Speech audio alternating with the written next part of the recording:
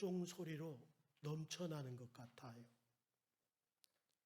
시장에 왁자지껄 들리는 소리, 공장에서 기계가 돌아가는 소리, 기찻길 옆에서는 기차 바퀴와 레일과의 마찰에서 나는 요란한 소리, 불자동차의 삐뽀 소리, 119 구급차의 사이렌 소리, 모두가 나름대로 인간을 위한 소리들이지만은, 그러나 복음을 통해 울리는 구원의 소리만큼 세상에 귀한 소리가 어디 있을까? 우리는 이 구원의 소리를 듣고 예수 믿고 구원받고 하나님의 자녀가 됐습니다. 달라진 것이 뭐냐? 우리가 예전과는 다르게 좋은 소리를 내는 사람들이 됐다는 것. 그래서 어떤 사람들에게 위로의 소리가 되기도 하고, 또 어떤 사람들에게는 용기를 불어넣어주는 소리를 하기도 하고, 어떤 사람에게는 듣기만 해도 행복감이 넘치도록 우리의 소리가 많이 바뀌었습니다. 오늘 주시는 말씀에서 우리는 생명의 소리를 들을 겁니다. 이 생명의 소리는 듣고 우리가 가만히 있을 게 아니라 이 소리를 세상 가운데 선포해서 정말 예수 믿는 사람들이 많아지는 역사가 있기를 주의 이름으로 축원합니다. 1절을 볼까요? 예수는 감람산으로 가시니라. 감람산 사진을 한번 보여주세요. 이게 감람산이야. 저 뒤에 감람나무들이 많이 있습니다.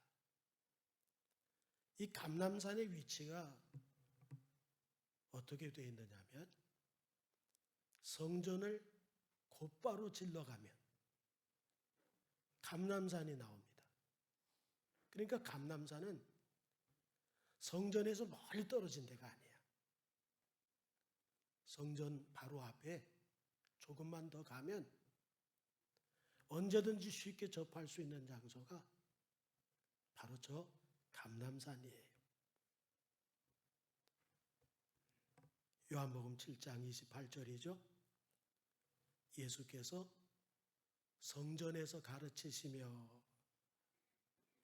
예루살렘 성전을 나와서 바로 감람산으로 가셨다.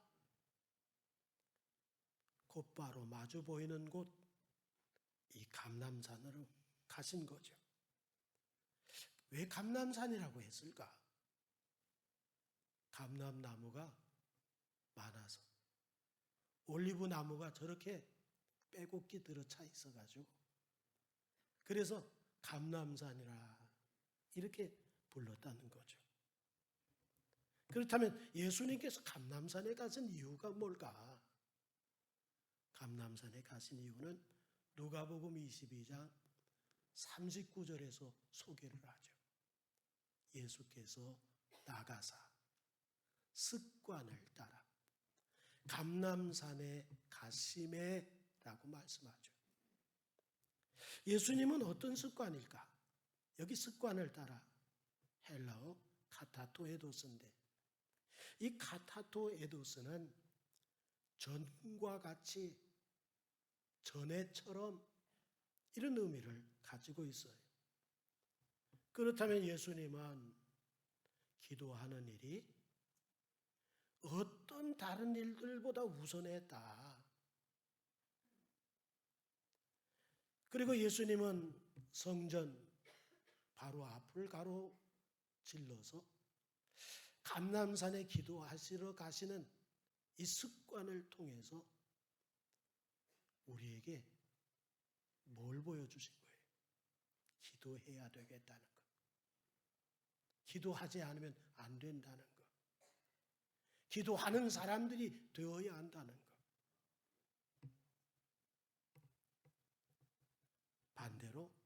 서기관들, 바리새인들, 하나님의 뜻을 묻는 일에는 참 이상하죠. 이 서기관이나 바리새인들은 하나님 앞에 주의 일하는 사람들이잖아요. 주의 일 하는 사람들이 오히려 기도가 습관이 되지를 못하고 있었다는 거예요. 교회에서 주의 일 하는 사람들이 오히려 교회에서 기도하는 일들에 대하여 습관되지 못하고 있는 것. 오늘 그것을 우리가 발견하죠. 우리는 어떤가? 예수님처럼 우리의 습관은 뭘까? 우리의 습관은 어떤 것이 되어야 할까? 예수님은 가장 중요한 것으로 우선되는 것으로 성전을 나가면 바로 성전을 가로질러서 저 앞에 보이는 감람산으로 올라가서 거기서 습관처럼 기도하셨는데 우리는 어떤가? 뭐가 습관인가? 하는 것을 다시 한번 생각해 봅니다. 로마서 12장 12절이죠. 소망 중에 즐거워하며 환난 중에 참으며 기도에 항상 힘쓰며 그랬어요. 우리가 주일하고 하나님 앞에 붙들려 사는 삶 가운데 우리가 항상 해야 할 것이 뭐냐? 기도에 힘쓰는 것. 그럴 때 소망 중에 즐거워할 수 있고 환난을 이겨낼 수 있는 힘이 바로 기도에서 나온다는데 우리가 필요한 게 기도 아닐까 싶습니다. 2절을 보시자고요. 아침에 다시 성전으로 들어오시니 백성이 다 나오는지라 앉으사 그들을 가르치시더니 감람산, 특별히 감람나무에서 기름을 짜내는 그런 곳이라 해서 겟세마네, 기름 짜는 곳. 여기서 예수님이 그렇게 습관을 따라 기도하셨는데 기도하시고 난 이후에 이제 밤이 지나죠. 아침이 되었을 때 다시 감람산과 마주보고 있는 성전을 향해서 가셨다. 이렇게 기록하고 있어요. 제가 예루살렘 성전을 가보니까 사람들이 이렇게 부르더라고요. 성전산이라고. 저기가 예루살렘 성전이거든요. 지금은 저 이슬람 사원이 있지만은 그 터가 예루살렘 성전이 있었던 곳이야. 이곳을 성전산이라고 부르더라고요. 왜 성전산일까? 말씀드린 기억이 나는데 이스라엘이라고 하는 지형에서는요. 비가 내리면 토질이 흘러내려. 그러니까 저 꼭대기에서 비가 왔을 때 흘러내리는 물의 양이 얼마나 많은지 저 밑에 마을을 형성할 수가 없는 거예요. 마을이 있다간 다 잠겨버리니까. 마을이 있다가는 다 휩쓸려 내려가니까. 그러니까 이스라엘은 동네가 다 어디 있느냐? 산 위에 있는 동네. 그래서 성전산 이렇게 부르고 있더라고요. 이 성전산, 예루살렘 성전이 있던 이곳. 여기에서 어떤 일이 있었습니까? 아브라함이 아들 이삭을 바쳤던 곳이에요. 그렇다면 무슨 산이에요? 모리아산이에요. 모리아산, 성전산. 그리고 지금 예루살렘 성전이 통곡의 벽만 사용할 수밖에 없어요. 이슬람이 저걸 다 잡고 있어요. 저 이슬람 사원이에요. 금으로 된 돔 형식으로 이슬람 사원이 성전산에 있고 예루살렘 성전을 대신하고 있어요. 얼마나 서글퍼요. 바로 예수님이 감람산에서 이 성전으로 가셨다. 그런데 그 당시 성전은 어떤 산이에요? 어떤 성전이에요? 헤롯 성전이에요. 이 헤롯 성전은 이둠의 사람인 헤롯이 에돔 사람이거든요. 야곱의 형제 에서의 족속들이지. 그들 가운데 로마의 특권을 얻어가지고 헤롯이 분봉왕이 돼요. 유대를 다스리는 거예요. 그런데 유대인들을 다스린다고 할 것 같으면 유대인들이 말을 듣겠어요? 헤롯의 말을 안 들을 거란 말이지. 에서의 후손, 에돔 족속이고 이둠의 사람이고 유대인이 볼 때 아무것도 아닌 족속이라고 그렇게 여기는데 어떻게 말을 듣겠어요? 그러니까 예루살렘 성전을 세워서 그것을 헤롯 성전이라고 부르거든요. 이 헤롯 성전이라고 부르는 성전으로 오셨다. 이게 2000년 전에 헤롯이 세운 성전이에요. 지금하고는 전혀 그 모양, 형태가 다르죠. 아침에 감람산에 가셨다가 밤에 가셨다가 아침이 돼서 다시 성전으로 들어가셨다. 이 오르두르라고 하는 아침, 이것은 아침만 가리키질 않아요.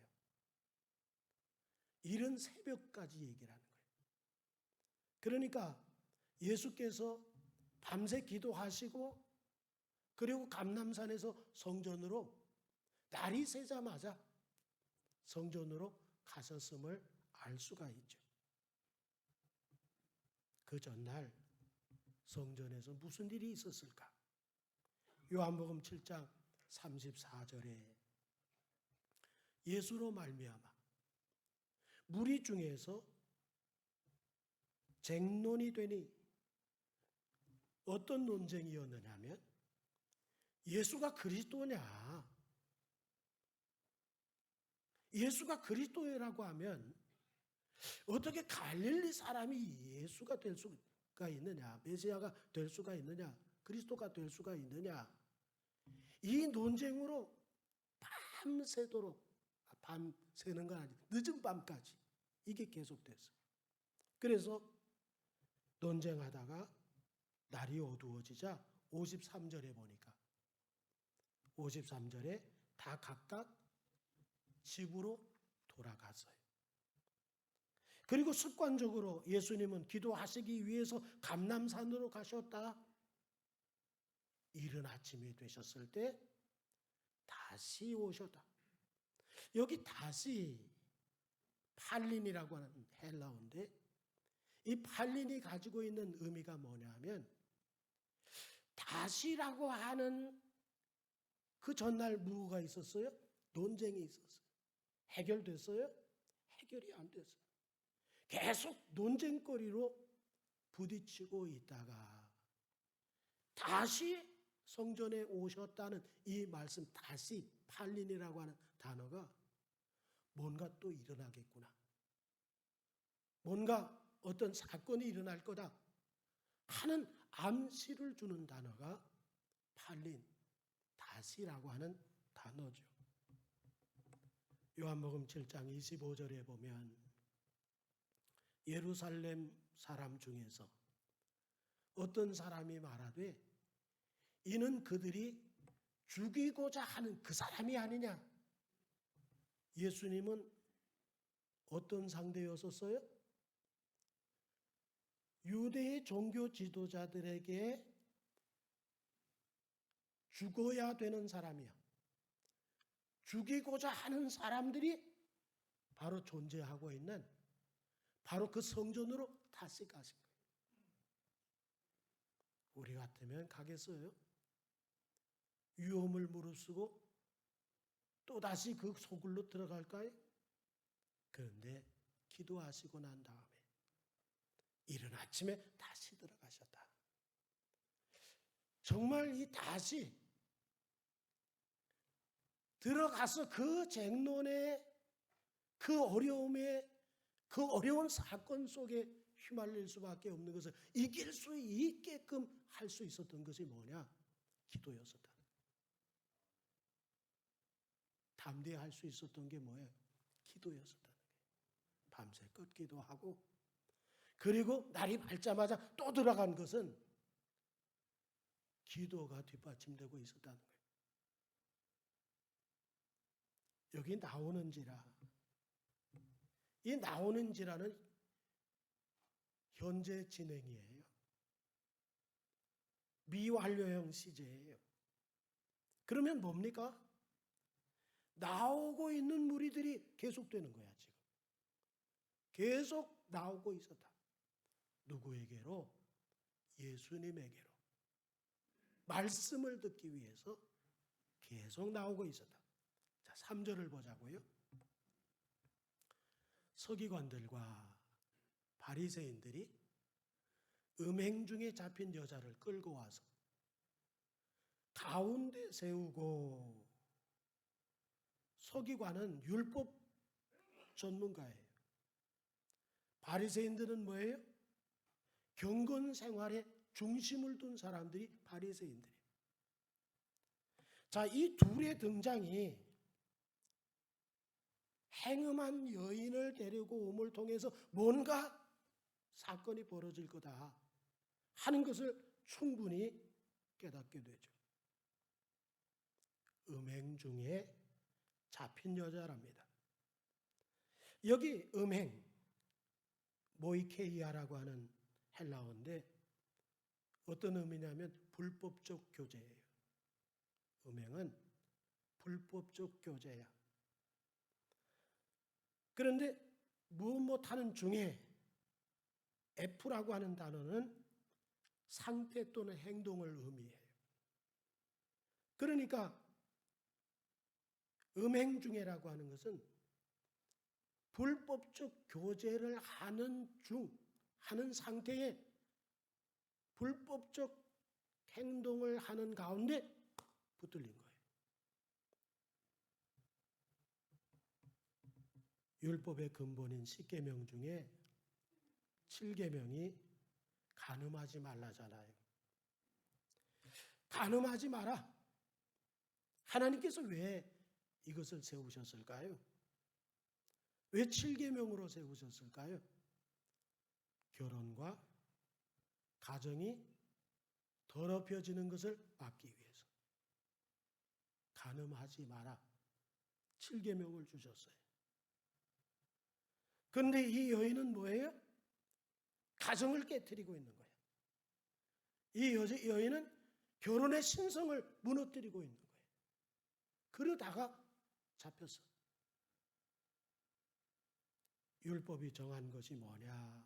신명기 22장 22절에 어떤 남자가 유부녀와 동침한 것이 드러나거든 그 동침한 남자와 그 여자를 둘 다 어떻게 해요? 죽여야 돼. 그래서 이스라엘 중에서 악을 끊어내라는 거예요. 그런데 그게 목적이 돼야 되잖아요. 악을 끊어내고 이게 목적이 돼야 되는데 누가 제거되는 것이 목적이에요? 예수가 제거되는 게 목적이야. 음행한 여자가 제거되고 악이 끊겨지는 게 목적이 돼야 되는데 예수 그리스도가 끊겨지는 것이 목적이 되었었다. 이들이 그런 자세를 가지고 행음한 여자를 데리고 예수님 앞에 선 거예요. 그리고 4절이죠. 예수께 말하되 선생이요 이 여자가 간음하다가 현장에서 잡혔나이다. 서기관들과 바리새인들이 지금 예수님을 뭐라고 불러요? 선생이요 그렇게 부르고 있어요. 선생이요. 디다스칼레라고 하는 헬라어를 사용하고 있어요. 그러면 서기관들 그리고 바리새인들은 아주 유대인들 중에 유대인이잖아요. 그러면 유대인들이 선생을 부를 땐 뭐라고 불러야 돼? 랍비라고 불러야 되잖아요. 랍비라고 부르기보다는 디다스칼레라고 하는 헬라어를 사용하고 있어요. 선생이요 이렇게 부르고 있어요. 왜 그랬을까? 선생은 어떤 의무를 가지고 있어요? 질문에 답하는 의무를 가지고 있어요. 그래서 지금 의도적으로 선생이여라고 부름을 통해서 당신은 우리의 질문에 답해 주시오. 선생이니까. 디다스칼레. 당신은 선생이니까. 이렇게 얘기하고 있는 거죠. 그런데 현장에서 뭐라는 겁니까? 변명의 여지가 없는, 증거가 너무나 명백한 그런 상태에 있는 여인을 데리고 와서 질문을 던지는 거예요. 반드시 대답해야 한다는 거예요. 선생이니까. 자, 5절을 보자고요. 모세는 율법에 이러한 여자를 돌로 치라 명하였거니와 선생은 어떻게 말하겠나이까? 율법대로라면 어찌해야 된답니까? 돌로 쳐야 된다는 거예요. 신명기 22장 24절에 너희는 그들을 둘 다 성읍 문으로 끌어내고 그들을 돌로 쳐 죽일 것이니 이것이 모세의 명입니까? 하나님의 명령입니까? 모세의 명령입니까? 하나님의 명령입니까? 모세가 준 계명입니까? 하나님이 준 계명입니까? 모세는 율법에 이러한 여자를 돌로 치라 명하였거니와 질문 자체가 잘못됐어요. 모세는 어떤 사람이에요? 전달자에 불과해요. 하나님의 것을 사람에게 전달하는 가운데 있는 사람이야. 그의 계명 아니에요. 그가 세운 법 아니에요.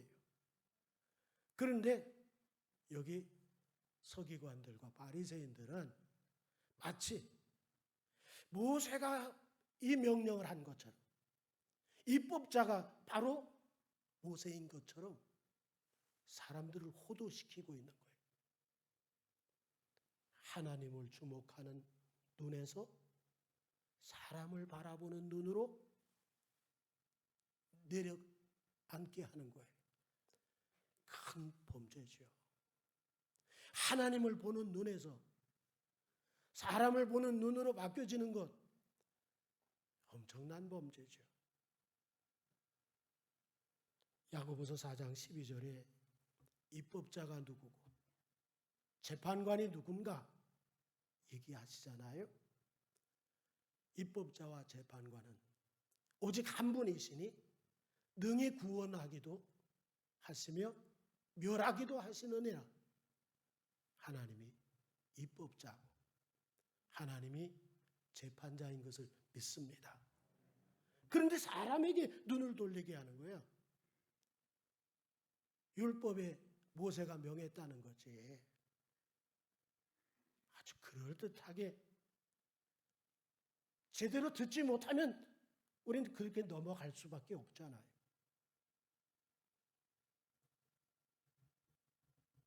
사람의 말, 하나님의 말씀을 격화시키고 있는 서기관들과 바리새인들을 오늘 보게 됩니다. 그리고 예수님을 시험하기 위해서 어떠한 답을 유도하고 있는 거예요. 예수님은 원수까지 사랑하라고 했어요. 그러면 사랑으로 보듬어줘야 돼요. 그러면 뭘 범죄하는 거예요? 하나님의 말씀을 범죄하는 거야. 그러니까 이렇게도 걸리게 돼 있고 저렇게도 걸리게 돼 있어. 여기서 아담과 하와를 유혹하던 무슨 모습을 봐요? 뱀의 모습을 보는 거예요. 율법과 경건이 뭔가를 보여야 할 이들이 마귀 모습을 보여주고 있어.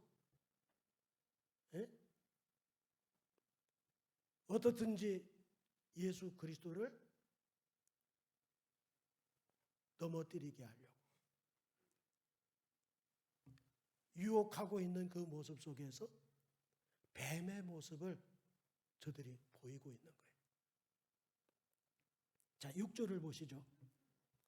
그들이 이렇게 말하면 고발할 조건을 얻고자 하여 예수를 시험한 미르라. 예수께서 몸을 굽히사 손가락으로 땅에 쓰시니. 지금 얼마나 흥분한 상태일까요? 여자 가운데 세우고. 이건 율법의 명백한 그 죽이라고 하는, 돌로 쳐 죽이라고 하는 근거까지 가지고 있고 현장에서 잡혔고 얼마나 신이 났을까? 예? 율법 학자들, 그리고 경건을 주장하는 바리새인들, 그리고 이런 일들에 대해서 지금까지 해온 대로 유대인들이 돌을 들고 얼마나 흥분되어 있을까? 예수님은 땅에 뭔가를 쓰셨어요. 시간이 흐르겠죠? 우리가 배워야 할 모습인 것 같아요. 흥분된 상태에서는요, 무슨 말을 해도 귀에 안 들어와. 무슨 말을 해도 오히려 그게 반감이 사죠. 무슨 말인들 흥분한 상태에서 그들이 제대로 들을 수 있겠어요? 땅에 뭔가를 쓰시기를 시작하셨어요. 정적이 흐르고 막 흥분된 마음들이 시간과 함께 다운이 되는 거예요. 오늘 우리가 배울 거예요. 가정에서 얼마나 필요한지 몰라요. 흥분한 상태에서 같이 흥분해서 이야기하면 아무것도 안 들어와. 오히려 이야기하는 그 자체에 부딪힘이 더 크게 나타나. 오히려 정적이 필요하고 침묵이 필요해요. 그러면 정적과 침묵으로 인해서 상한 감정이 내려앉을 때 그때 이야기하면 이게 되는 거예요. 예수님에게서 우리는 인생사에 정말 어떤 모습을 가져야 할까 하는 것을 우리가 배우게 되죠. 재촉할 수밖에 없잖아요. 시간은 계속 흘러가고 있는데 예수님은 대답을 안 하시고 예수님 대답해 주세요. 재촉할 거 아니에요. 그때 7절이죠. 자, 정적이 흐르고 침묵의 시간이 흘렀어요. 7절에 뭐라고 했어요? 그들이 묻기를 맞이 아니하는지라. 이제 그때 일어나서 이르시되 너희 중에 죄가 없는 자가 돌로 먼저 치라. 죄 없는 자가 먼저 돌로 치라. 서기관들과 바리새인들은 침묵하는 예수님을 보면서 야, 이거 제대로 잡았구나, 우리가 한 건 하겠네, 굉장히 좋아했을 텐데 그분이 일어나서 하시는 말씀이 죄 없는 자가 먼저 돌로 치라는 말씀을 주시는 거예요. 그래요. 침묵이 흐르고 사람들이 진정이 되어지면 주님의 말씀에 양심이 깨어나는 역사가 일어나요. 하나님의 말씀은 우리의 양심을 깨워. 그게 능력이야. 흥분한 상태에서는 하나님의 말씀이 하나도 안 들어와. 그런데 하나님의 말씀이 언제 들어와요? 우리가 차분히 가라앉혀질 때, 흥분해서 가라앉혀질 때 하나님의 말씀이 우리의 양심을 흔들어 깨우기를 시작하는 거예요.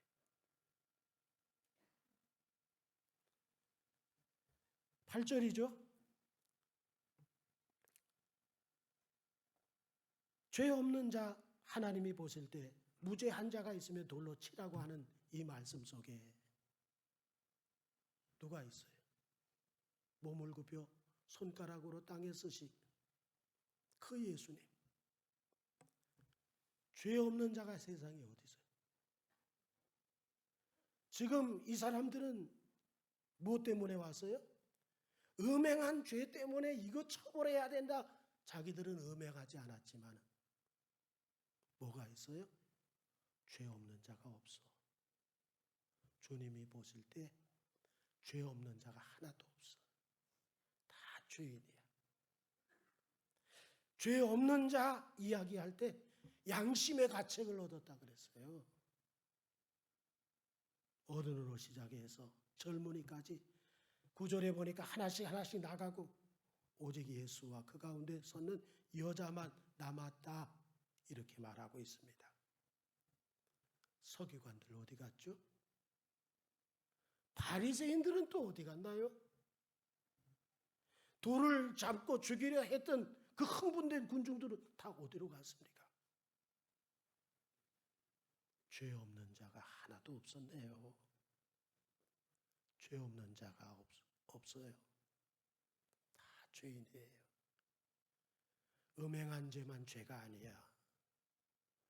다 하나님 앞에 우린 부끄럽기 짝이 없는 죄인들이야. 오늘 이 시간에 죄 없는 자가 돌로 치세요. 그랬을 때 우리가 나서서 돌로 칠 사람이 어디 있어? 우리도 부끄러운 걸. 우리도 얼굴을 들 수가 없는 걸. 우리도 양심이 막 찔려서 어떻게 할 수가 없는 것을.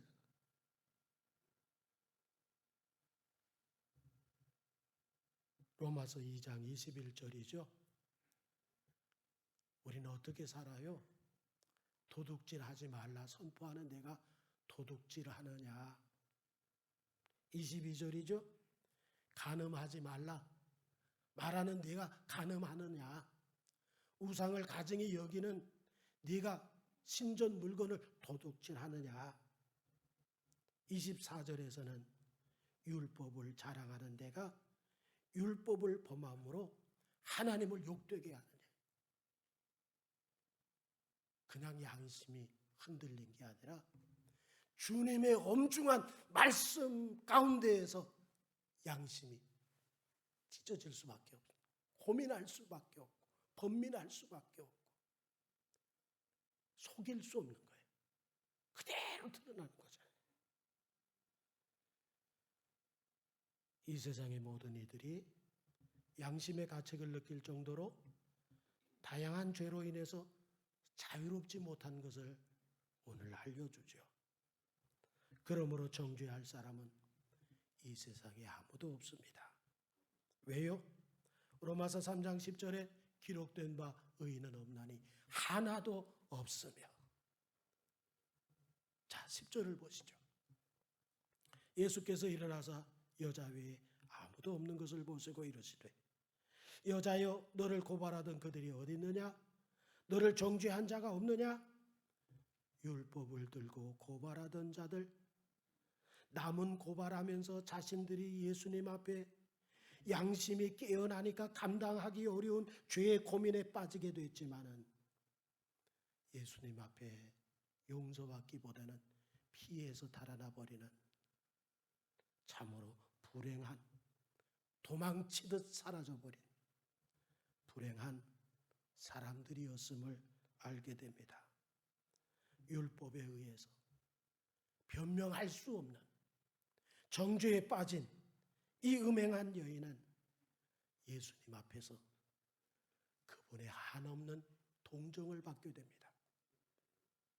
히브리서 4장 15절에 우리에게 있는 대제사장 예수 그리스도는 우리의 연약함을 동정하지 못하실 리가 아니요 모든 일에 우리와 똑같이 시험을 받으시니로되 죄는 없으시니라.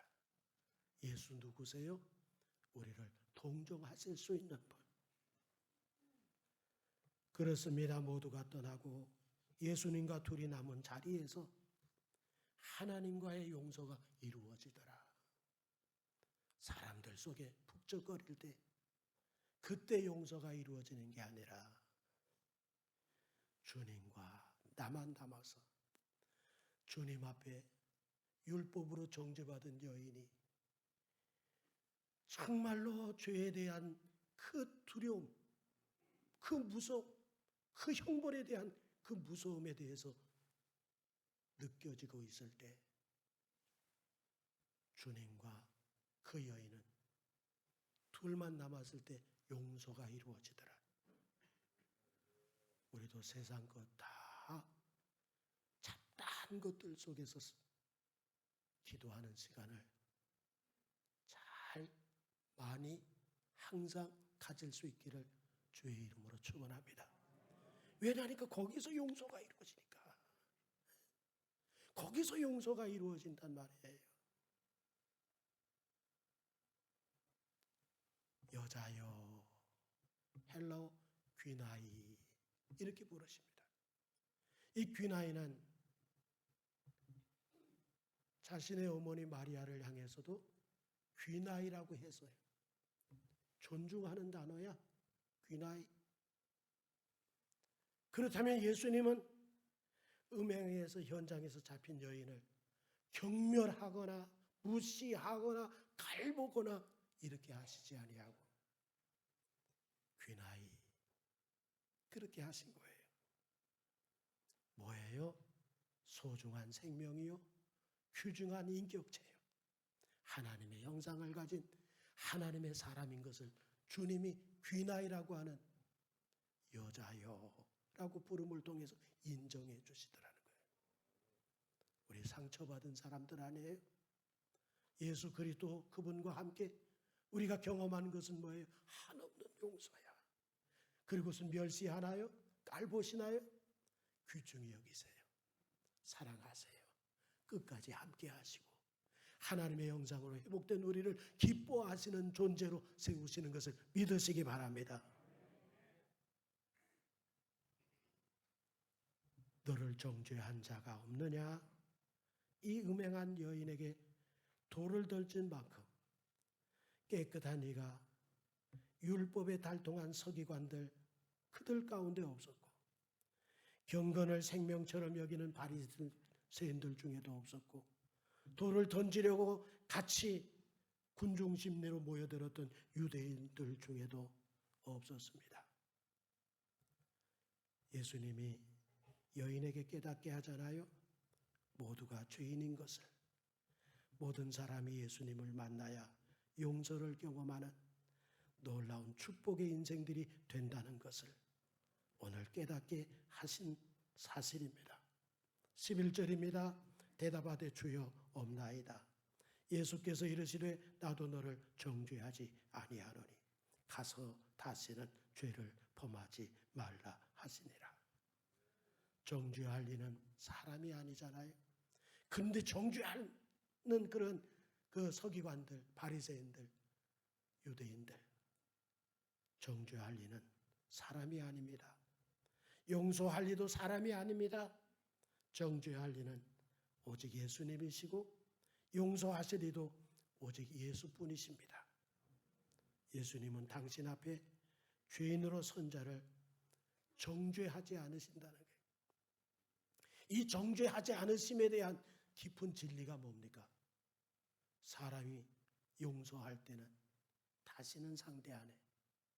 용서하고는 다시는 상대 안 해. 왜? 집어릇도 개줄까? 그렇게 여기는 거예요. 용서를 하고는 다시는 상대 안 하는 게 사람의 용서야. 그런데 주님이 정죄하지 않겠다, 용서하시겠다고 하는 것은 영원한 속죄예요. 우리 옛날에 우리 모습 보면서 너 또 그렇게 돌아갈 거야 이렇게 하시나 예수님? 영원히 속죄해 버리셨어요. 다시 기억지 아니하셨어요. 도배로 시커먼 낙서 투성이의 벽을 칠해버린 것처럼 보이지 않게 흰 눈처럼 깨끗하게 하신 것을 믿으시면 아멘 합시다. 로마서 6장 23절에 죄의 삭은 사망이요 하나님의 은사는 그리스도 예수 우리 주 안에 있는 영생이니라. 바로 죄인이 주님 만날 때 진정한 용서를 받는데 영원한 속죄를 받고 영생에 이르게 되는 축복이 함께하는 것을 우리 믿으면서 우리 하나님 앞에 정말 예수 잘 믿자고요. 기도 많이 하자고요. 항상 우리의 입에서 좋은 소리 나가자고요. 그렇게 되기를 주의 이름으로 축원합니다. 기도하겠습니다. 거룩하신 하나님 아버지, 은혜 감사